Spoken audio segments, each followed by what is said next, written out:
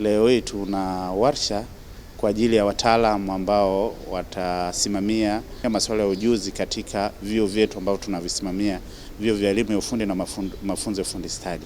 Mwaka huu 2026 tunaandaa mashindano ya ujuzi ambayo kilele chake itafanyika Tanga Juni 2026.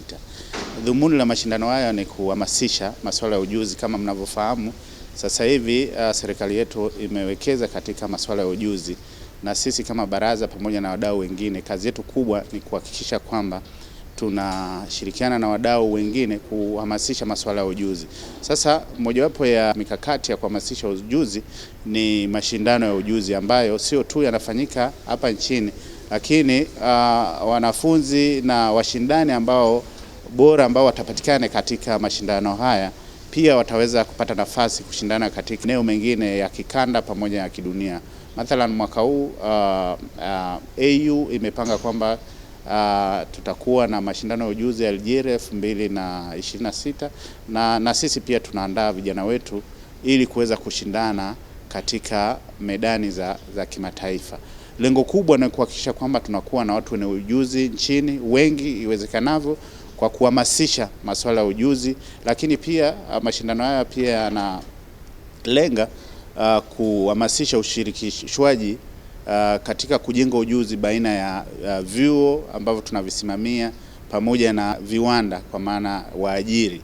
Kwa hivyo muunganiko huu ndo ambao utatengeneza watu wenye ujuzi ambao wanasoma lakini wapata nafasi katika kufanya kazi katika maeneo ya viwanda au katika maeneo ya kazi.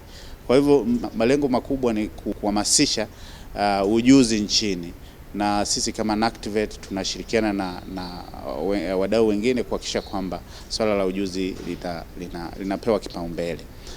Mashindano haya yatafanyika kwa ngazi ya vyuo, lakini pia yatafanyika kwa ngazi ya kanda, kwa maana kwamba tutachuja wale washindi ambao wamepatikana kwenye vyuo, hatimaye waende watano kwa kila skill area au kwa kila fani waweze kushindana katika kitaifa, ambao pia mashindano ya kitaifa tutaweza kwenda nao katika mashindano ya kikanda ambayo yatafanyika Algeria mwaka huu.